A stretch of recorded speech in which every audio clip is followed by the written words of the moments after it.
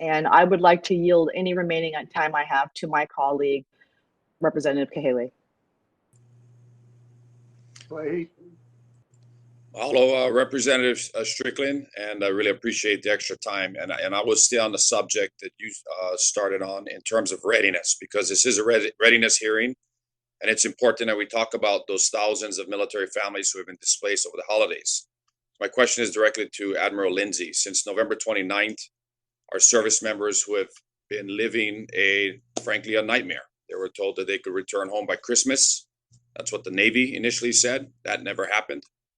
Then the new year passed, and so I'm asking for the thousands of military families and also civilian families, some of them who are living in homes without running water, others who have been displaced to alternate lodging, and many who are either staying down in Waikiki or in area hotels.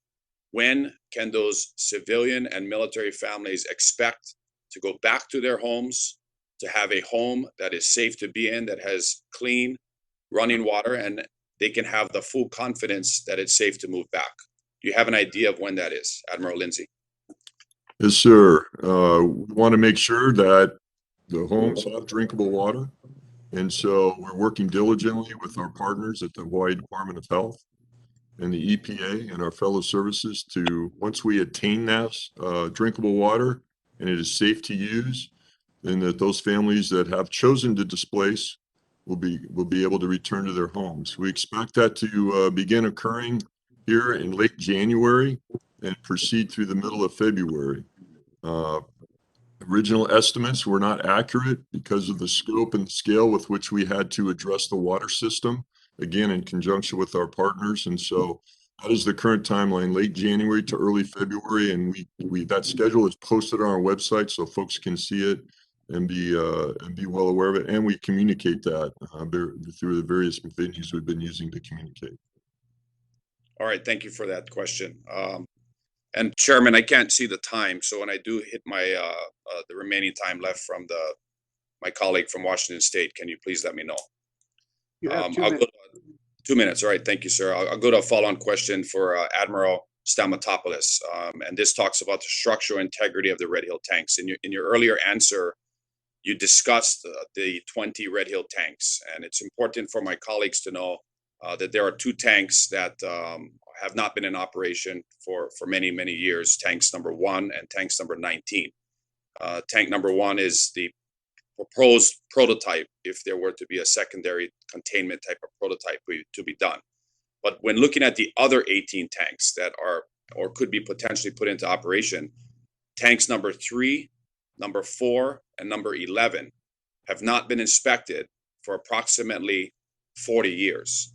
So my question to NAVSUP is, or Navy Supply Systems Command, is why are these tanks still in operation, and how can you assure this committee and the people of Hawaii that tanks 3, 4, and 11 that have not even been looked at in the last 40 years are safe to use and meet current API 653 guidelines for bulk fuel storage underground facilities?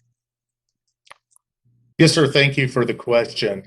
Yes, you are correct. There are tanks, as you mentioned, that have been out of periodicity for quite a long time. The AP, as I'm not an expert within the API area, however, the API 563, of course, is a recommendation, best commercial practice, and after an inspection is completed, that could be then the next inspection 20 years, as you're aware. In these cases, all of these tanks are on a schedule to be, which is put throughout the ecosystem, all the way up into DLA Energy, NAVFAC, CNIC, NAVSUP, the geographic combatant commanders around the globe through their joint petroleum offices, and they are aware of this.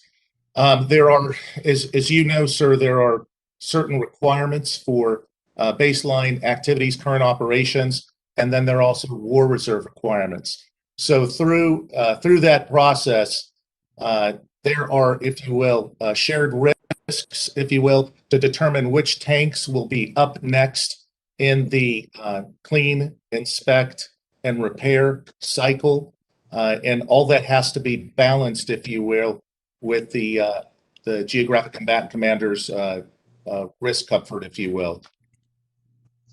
Great. Well, I would recommend that tanks 7 and 8 be the next on those lists because those tanks are 4 years overdue from their last clean inspect repair that was done back in 1998. And there's a series of tanks, several of them, that were all done clean inspect repair in the late 1990s. And I don't know if that inspection repair process done well over 20 years ago complies with current API 653 or Department of Defense Unified Facilities criteria for underground bulk fuel storage facilities, nor do I think that any of those tanks have the required or the suggested polysulfide modified Novolac epoxy solution that has been applied to the interior of those tanks. So that would be my humble suggestion. But thank you, and I will yield back my time. Thank you, Mr. Kalahi.